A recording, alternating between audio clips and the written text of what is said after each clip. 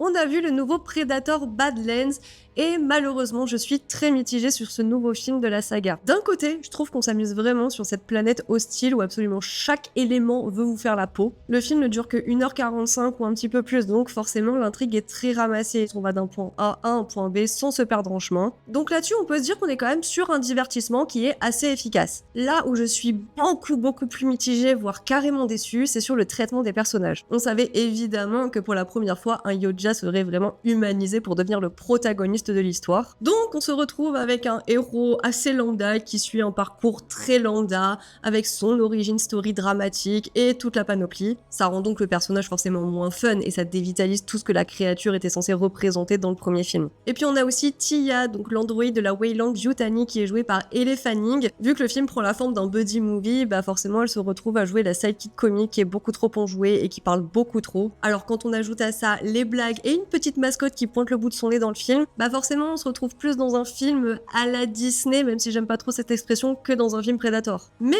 là où c'est intéressant, c'est que le film est clairement le premier pas vers le futur crossover Alien versus Predator. Maintenant, bah il faudra voir ce que le crossover donnera et surtout qui s'en chargera. Bonne chance pour la suite. Après, on ne le répétera jamais assez, allez en salle pour vous faire votre propre avis.